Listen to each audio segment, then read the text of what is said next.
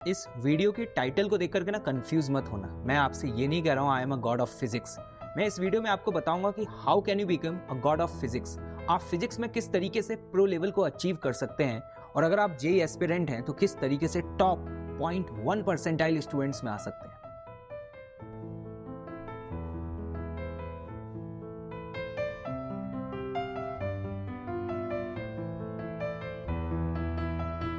ये सब कुछ जो भी मैं आपको बताने जा रहा हूं, this is based on the last 10 years of my bast experience.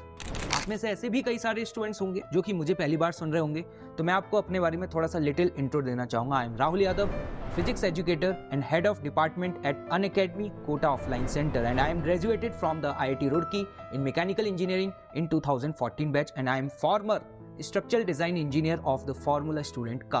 Last 10 year के एक्सपीरियंस में मुझे 1 लाख से ज़्यादा स्टूडेंट को पढ़ाने का मौका मिला, जिसमें लगभग मोर देन 5000 स्टूडेंट्स ऐसे रहे जिन्होंने टॉप रैंक सिक्योर करी। और यही नहीं, इसके अलावा कई सारे दिग्गज लोगों के साथ मुझे काम करने का मौका भी मिला, जैसे like Mohit Bhargav sir, one of the top physics legendary teacher.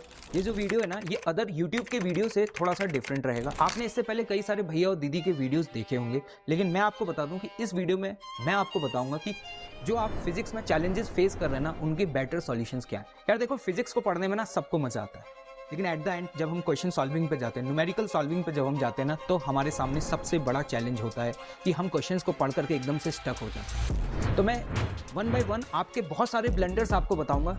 Interesting fact ये है कि आपको इवन पता भी नहीं है कि वो ब्लंडर्स हैं। वो सारे ब्लंडर्स आपको बताऊंगा, और साथ ही साथ उनके बेटर सजेशंस क्या हो सकते हैं वो भी आपको बताऊंगा। द फर्स्ट वन, पहला ब्लंडर। आजकल मैं ये देखता हूँ कि जनरेशन इतना ज़्यादा अपडेटेड हो चुकी है to make the notes, write down the things, इन सब में बिलीव ही नहीं है। Always try to find the shortcuts. उनको लगता है कि किसी फ्रेंड से जो नोट्स हैं उनका मुझे PDF मिल जाए, या जो टीचर ने मुझे पढ़ाया उसका PDF मिल जाए, उससे काम चल जाएगा।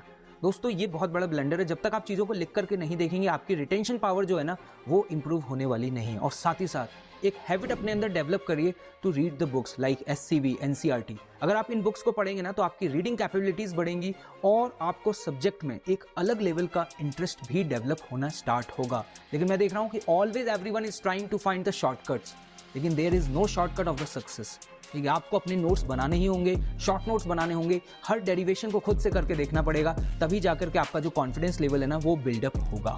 कम to the second point, connectivity issue. पहला स्टेप कभी भी फील वाला नहीं होता। मैं देखता हूँ कि कई बार मोस्ट ऑफ द स्टूडेंट कहते हैं सर फील नहीं आ रही, फील नहीं आ रही।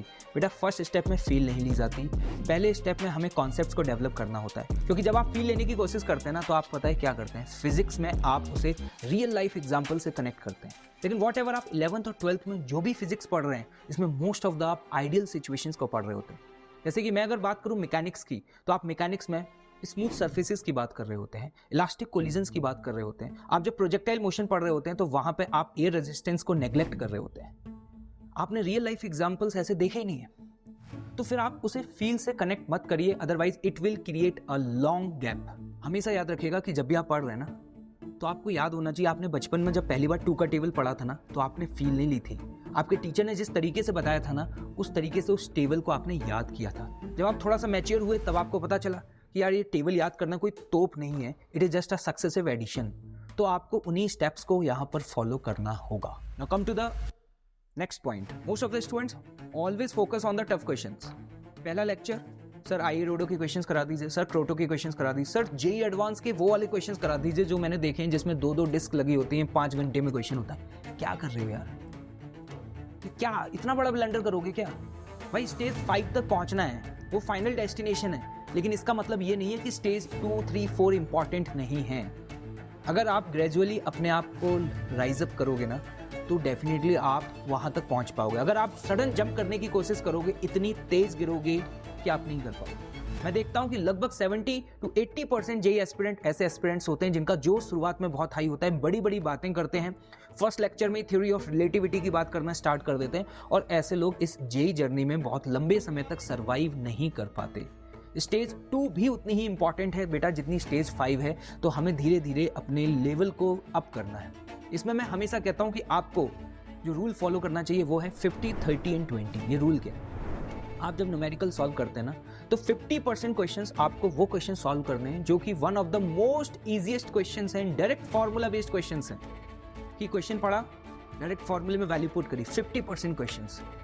इससे क्या होगा ना, आपके कॉन्सेप्ट डेवलप होंगे। नेक्स्ट उसके बाद 30% के जो क्वेश्चंस है ना, वो आपको करने चाहिए मॉडरेट लेवल के क्वेश्चंस, जो कि आपकी हेल्प करेंगे to build up the concept. जब आप इतने लेवल को अचीव कर लेना, फिर लास्ट में आता है 20%। जिस 20% में हम लोग सॉल्व करेंगे extremely difficult question, exclusive questions, जो कई बार जेई जैसे एग्जाम्स में पूछे जाते हैं, लेकिन वो तब करना है जब हम 80% अचीव कर चुके हैं। अभी आप ग्राउंड फ्लोर पर हैं, 8th फ्लोर पर पहुंचना चाहते हैं, तो इसका तरीका ये नहीं है कि बेटा आप 2nd, 3rd, 4th फ्लोर को क्रॉस नहीं करोगे। You have to cross each and every floor, and each and every floor will play a very important role in your JEE preparation. Now come to the next blunder. ये तो बहुत ही बड़ा blunder है, और ये blunder आप बचपन से स्कूल लेवल से करते हुए आ रहे हैं। Always try to mug up the solutions. आपको उस प्रोसेस को मत समझने का कोई फोकस ही नहीं होता है, ठीक है। हमेशा बस आपका ऑब्जेक्टिव होता है कि मेरा आंसर मैच हो जाए। कर क्या रहे हो? एक बात बताओ, मैकेनिक्स में work energy theorem, angular momentum conservation, linear momentum conservation किसको नहीं आता है? सबको आता है। लेकिन फिर भी मैकेनिक्स के क्वेश्चंस को सॉल्व करने में स्टूडेंट्स को चैलेंज फेस होता है। रीजन क्या है? हम सिर्फ एंड प्रोसेस पे फोकस कर रहे हैं कि यार आंसर कैसे मैच करेगा। कभी आपने सवाल कभी अपने आप से पूछा कि ये मुझे कैसे पता चलेगा कि how to use a work energy theorem? Question को पढ़ करके ये मुझे कैसे क्लिक करेगा? तो सबसे पहले तो आपको उस प्रोसेस को समझना चाहिए। वॉट एवर आपको क्लास में जो भी पढ़ाया जा रहा है, घर जाकर के जब आप नोट्स को पढ़ें, तो हर क्वेश्चन को सॉल्व करने से पहले just ask a one question कि ऐसा क्यों किया गया है? इस क्वेश्चन में मोमेंटम कंजर्वेशन ही क्यों लगाया गया? ये मुझे कैसे स्ट्राइक करेगा? तो इन सब चीज़ों पे जब आप वर्क करेंगे ना, तो गारंटी है कि आपका फिजिक्स में जो लेवल है ना, वो धीरे धीरे अपग्रेड होता चला जाएगा। Next, revision. ये तो हमारे करिकुलम का पार्ट ही नहीं है, और जिन क्वेश्चंस को हम पहली बार सॉल्व करते हैं, दूसरी बार हमें लगता है कि it is a wastage of time. ऐसा नहीं है। आपसे अगर पहली बार में कोई क्वेश्चन हो रहा है ना, तब भी एटलीस्ट आपको उसे 2 से 3 बार करना चाहिए। लोगों को लगता है कि सर सेम क्वेश्चंस को क्यों करूं? क्योंकि आपको ये समझना होगा कि जब आप उस क्वेश्चन को फर्स्ट टाइम अटेम्प्ट करते हैं ना, तो आपका मेन ऑब्जेक्टिव होता है टू मैच द आंसर। भाई कॉन्सेप्ट से कोई लेना देना नहीं है, हो सकता है कॉन्सेप्ट गलत ही हो, लेकिन आंसर मैच होना चाहिए। ये है पहला फर्स्ट अटेम्प्ट का आपका ऑब्जेक्टिव। जब आप उसी क्वेश्चन को ना सेकेंड टाइम अटेम्प्ट करते हैं ना, तो आप आंसर के पीछे नहीं भागते, आप कॉन्सेप्ट्स को समझने की कोशिश करते हैं। आप अपने आप से सवाल पूछते हैं कि यहाँ पे ये फॉर्मूला क्यों लगाया गया है। आप उस क्वेश्चन को पेशेंसफुली पढ़ रहे होते हैं। मतलब सेकंड टाइम आपकी जो थॉट प्रोसेस है वो चेंज हो जाती है। और जब आप उसी सेम क्वेश्चन को थर्ड टाइम करेंगे, तो आप सोचिए आपको आंसर भी पता है, आपको पूरी मेथडोलॉजी भी पता है, पूरा प्रोसेस पता है, फिर आप थर्ड टाइम क्या करेंगे? You will try to find some alternative solution. यार इस क्वेश्चन का ये लेंथी मेथड है, ठीक है, लेकिन तीसरी बार मेरे दिमाग में और भी बहुत सारी चीज़ें क्लिक करेंगी। Nature loves the symmetry. उस पैटर्न को जो क्लिक करते हैं ना, बोलते हैं कि तजुर्बा, एक्सपीरियंस। ये जो एक्सपीरियंस है ना, ये तब आपके काम आएगा जब आप उस क्वेश्चन को 3 टाइम्स करेंगे। मतलब ये आप अपने आप से कमिटमेंट करिए कि वॉट एवर आप जो भी क्वेश्चंस को सॉल्व कर रहे हैं, ठीक है, क्वांटिटी से ज़्यादा आप क्वालिटी पे फोकस करिए। भले नंबर ऑफ क्वेश्चन थोड़े कम अटेम्प्ट करिए, लेकिन जो भी क्वेश्चंस आप अटेम्प्ट कर रहे हैं, एटलीस्ट 3 to 4 टाइम्स आप उनको जरूर अटेम्प्ट करिए। That will help you to build up your concepts. अगर आप लोग इन सभी प्रॉब्लम्स को समझ तो चुके हैं, लेकिन आपको ये समझ में नहीं आ रहा कि किस डायरेक्शन में मूव कर रहे हैं ना, तो मेरे पास आप सभी के लिए वन इफेक्टिव सॉल्यूशन है। यू शुड फॉलो द प्रयास सीरीज। जैसे मैंने बोला ना, ऑल्टरनेटिव मेथड्स वो आप तभी सीख पाएंगे जब आप प्रयास सीरीज को फॉलो करेंगे। This is one of the most effective revision process for all of you. If you are targeting the JEE mains 2025, तो आपको उसे फॉलो करना चाहिए। मतलब मेरा मानना ये है कि प्रिपरेशन का 80% पार्ट जो है ना रिवीजन का, वो इफेक्टिवली आपका प्रयास सीरीज से हो जाएगा, और रिमेनिंग जो 20% पार्ट है वो जेईई मेंस की प्रिपरेशन के बाद हम जेईई एडवांस के जो इंटरवल होगा उसमें भी हम कवर कर सकते हैं। आई होप मेरे सभी पॉइंट्स आपको समझ में आ गए होंगे। अपकमिंग डेज में आप किस तरह के चैलेंजेस फेस करेंगे, किस तरह के वीडियोस आप एक्सपेक्ट कर रहे हैं, उसके रिगार्डिंग आप कमेंट सेक्शन में लिख करके ज़रूर बताइएगा। और ये अपने आप से कमिटमेंट करिए कि वॉट एवर जो भी मैंने आपको ब्लेंडर्स बताए हैं, नेक्स्ट 10 to 15 डेज में आप उन ब्लेंडर्स पे वर्क करेंगे and try to improve it. Okay, thank you so much. Hi JEE warriors, अगर आप अपनी जेईई प्रिपरेशन को एक्सेल करना चाहते हैं और अपने परफॉर्मेंस को इम्प्रूव करना चाहते हैं, तो आप सभी के लिए इस फेस्टिव सीजन पर है एक ग्रेट अनाउंसमेंट।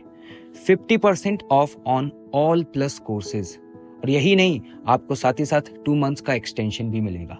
इस कोर्स में आप 1 ईयर और 2 ईयर के सभी कोर्सेज को एक्सेस कर पाएंगे, और साथ ही साथ अगर आप आइकॉनिक सब्सक्रिप्शन लेते हैं ना, तो आप कोटा ऑफलाइन के जो मेरे लेक्चर्स हैं आप उसे भी एक्सेस कर सकते हैं। तो अगर आपको ये ऑफ चाहिए then you can use the code Rahul capital Y. Okay